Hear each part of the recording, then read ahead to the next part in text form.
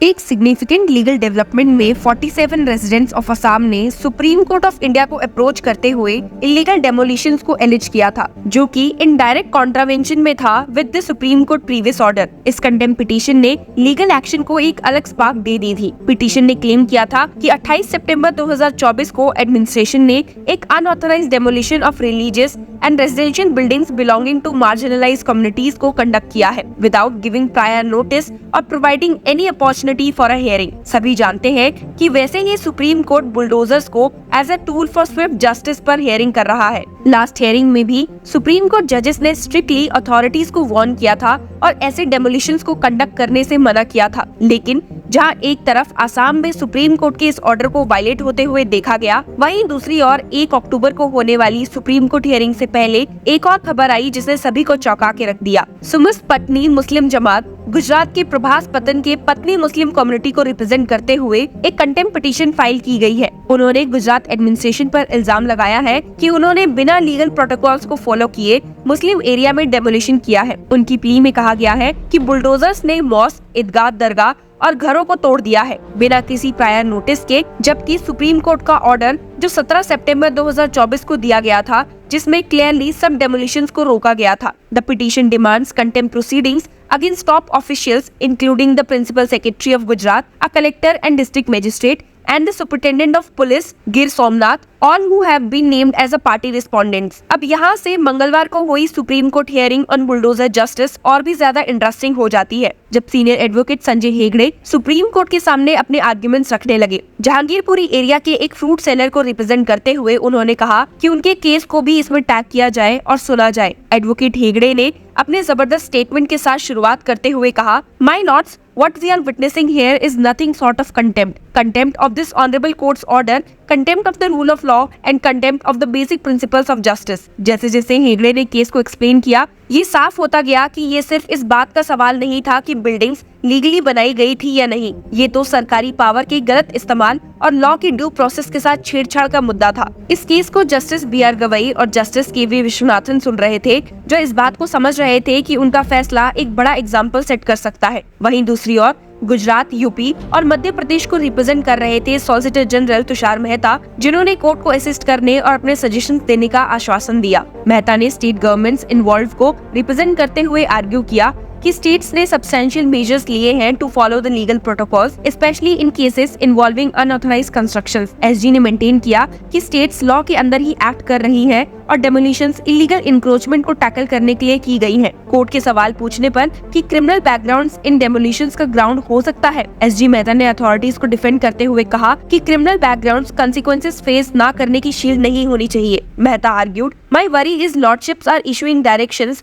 based on few instances alleging that one community is being targeted, but directions will be pan India। हालांकि संजय हेगड़े ने demolition के पहले की घटनाओं को डिटेल में एक्सप्लेन करना शुरू किया और बेंच को बताया, My lords, on 17th of September this honorable court passed an order staying all demolitions in Prabhas Patan। Yet on 19th September bulldozers arrived at the site without any notice or prior communication and demolished mosque, Dargah and residence। उनकी आवाज में एक controlled fury थी जब उन्होंने bench को photos दिए जो दिखाते हैं कि कैसे सेक्रेड बिल्डिंग्स की जगह अब सिर्फ धूल और मिट्टी बची है। ये सुनकर कोर्टरूम में हल्के हल्के से ममरिंग्स होने लगे और कोर्ट का माहौल और ज्यादा टेंस हो गया। हालांकि SG मेहता ने अपने काम और अथॉरिटेटिव टोन में कहा, the actions taken by the state were not arbitrary, they were part of an ongoing process to remove illegal encroachments on public land। Every protocol was followed and the state had provided adequate warnings। Mehta ने अपनी बात पूरी करते हुए आगे कहा, the structures in questions were unauthorized and were encroaching on public land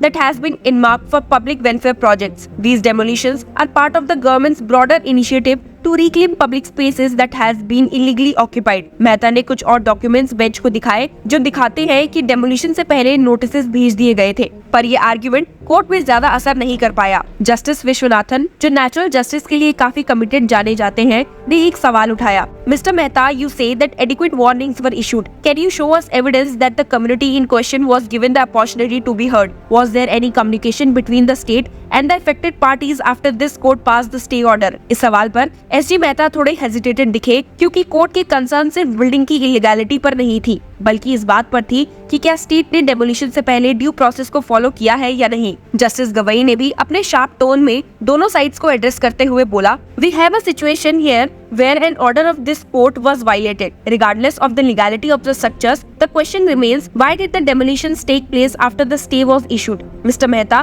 this is not merely about encroachments. This is about the violation of our orders. Mehta ने देखा कि अब सिचुएशन क्रिटिकल हो गई थी। उन्होंने अपने आर्ग्यूमेंट्स को शिफ्ट किया और कहा कि ये एक इनएडवर्टेंट मिस्टेक थी जो एक कम्युनिकेशन गैप की वजह से हुई थी बिटवीन लोकल अथॉरिटीज और स्टेट गवर्नमेंट। उन्होंने कहा कि लोकल ऑफिशियल्स ने स्टे ऑर्डर को गलत समझा और बिना प्रॉपर लीगल एडवाइस के डेमोलिशंस कर दिए। पर हेगड़े ने इस पॉइंट को तुरंत पकड़ा और कहा, my Lord's, the so called communication gap is nothing more than an excuse. The fact remains that the demolitions were carried out in complete disregard of this honorable court's order. The community was not given a chance to be heard. This is not just about a legal technicality.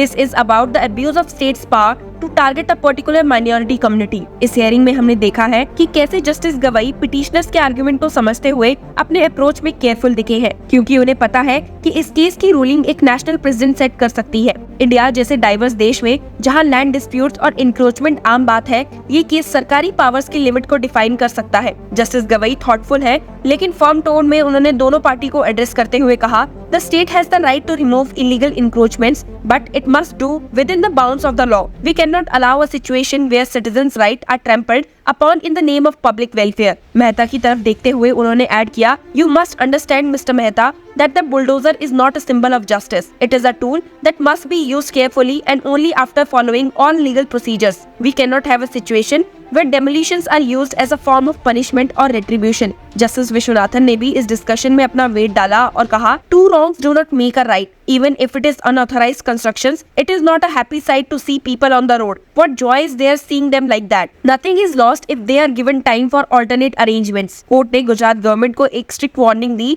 और status क्वो को maintain करने का order दिया। साथ ही बाकी advocates के suggestions और opinions को नोट करते हुए सुप्रीम कोर्ट ने इस केस में अपना जजमेंट भी रिजर्व कर लिया है। हियरिंग के अंत में एडवोकेट वृंदा ग्रोवर भी एक इंटरवीनर यूएन एक्सपर्ट की तरफ से प्रेजेंट हुई, लेकिन उनकी अपेयर होने पर एसजी मेहता ने अपना ऑब्जेक्शन शो किया। एसजी मेहता ने बेंच से कहा कि वो इसे इंटरनेशनल ना बनाए, साथ ही इंटरवीनर को एक आउटसाइडर कहकर रेफर किया, लेकिन वृंदा ग्रोवर ने उन्हें टोकते हुए कहा, what outsider? He is an Indian who studied in MIT and we should be proud. इसके बाद सुप्रीम कोर्ट ने वृंदा ग्रोवर से कहा कि वो अपनी बात एज अ एडवोकेट रखे, जिसके बाद वृंदा ग्रोवर ने स्टेट किया, this is a large point, punitive demolitions are arbitrary, protection of human rights act is there, India has ratified international, whether it should be compensatory or retributive। हालांकि supreme court ने कहा कि वो कोई इंटरलोकेटरी एप्लीकेशंस कंसीडर नहीं करेंगे, लेकिन उनके सजेशंस को ध्यान में रखेंगे। For the part 2 of this hearing, stay tuned with law chakra.